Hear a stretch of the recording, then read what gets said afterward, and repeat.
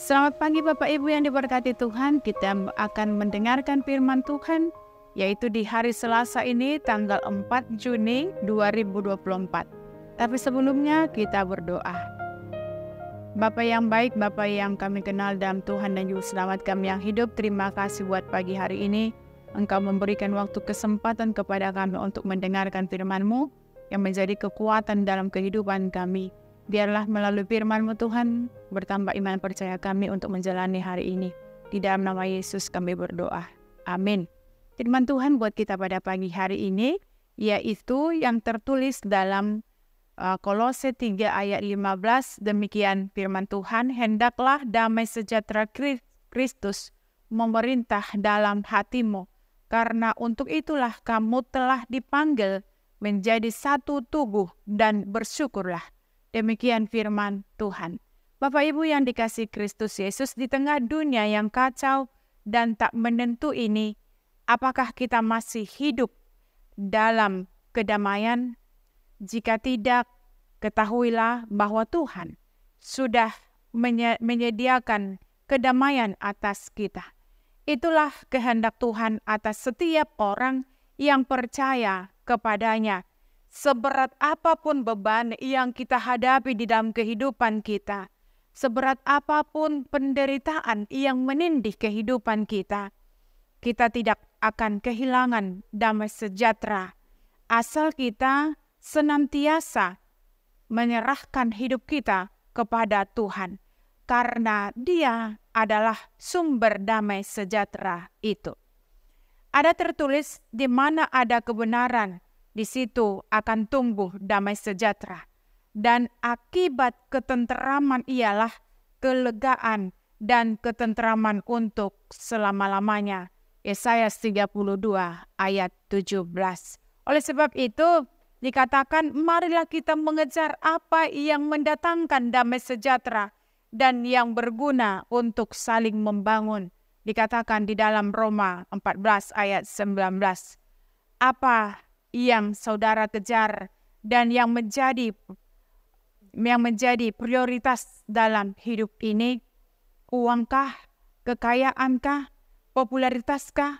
Sampai kapan kita hanya memikirkan kepentingan dunia ini?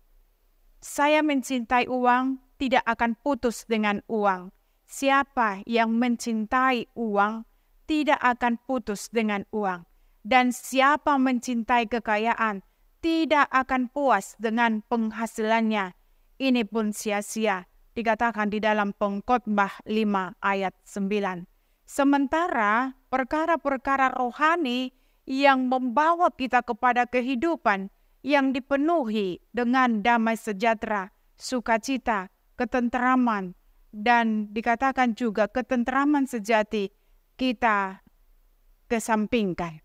Bapak Ibu yang dikasihi Kristus, di dalam Kolose 3 ayat 15 tadi mengatakan bahwa hendaklah damai sejahtera Kristus memerintah dalam hatimu. Karena untuk itulah kamu telah dipanggil menjadi satu tubuh dan bersyukurlah. Ayat ini meminta kita untuk menjadikan damai sejahtera Kristus sebagai pondasi hati kita. Tapi bagaimana damai sejahtera itu bisa menetap di dalam hati kita? Kita perlu mengusahakannya. Bapak Ibu, semua hal yang kita jalani dalam hidup sangat menentukan bagaimana kita hidup dengan damai. Informasi yang kita konsumsi setiap hari, kita dengarkan adalah perkara yang kita dengar dan ucapkan setiap hari, serta respon kita akan ke atas keadaan di sekitar kita mencuri damai sejahtera kita. Karena itu, jika kita benar-benar ingin mengalami damai sejahtera Tuhan, kita harus berusaha mengubah banyak hal dalam hidup kita dan melatihnya untuk selalu fokus kepada apa yang Tuhan kehendaki. Sama seperti kisah saat seseorang membangun rumah di atas pondasi pasir, ketika angin datang menempa rumah itu, maka rubuhlah seketika karena pondasinya tidak kuat, karena pondasinya tidak kokoh. Sebaiknya saat kita membangun rumah di atas pondasi itu, di atas pondasi batu, maka badai dasar sedasar apapun yang datang tidak akan mampu menghancurkan rumah itu. Itu yang dikatakan oleh Matius 7 ayat 24 sampai 25. Fokus kita hanya mengerjakan kebenaran Tuhan, supaya damai sejahtera kita tidak bisa dicuri.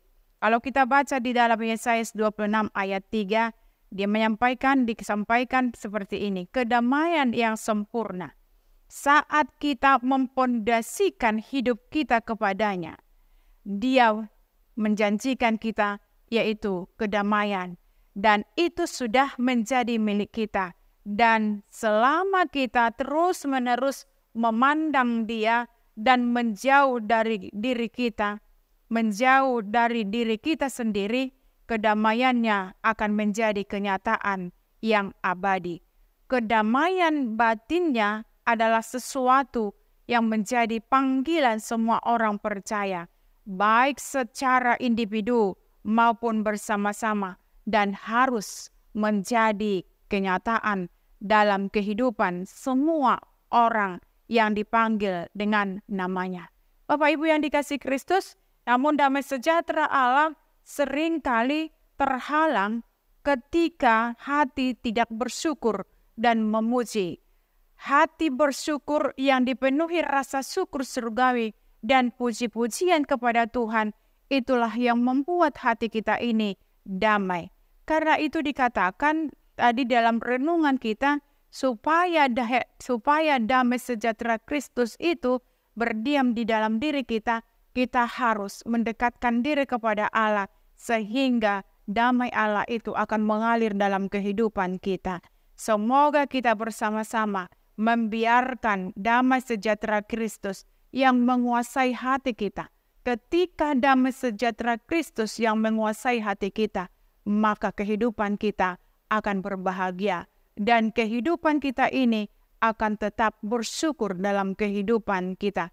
Bagaimanapun yang ada di sekitar kita, ketika kita selalu dekat kepada Allah, mendekatkan diri kepada Allah, maka damai sejahtera itu terus terpancar dalam kehidupan kita.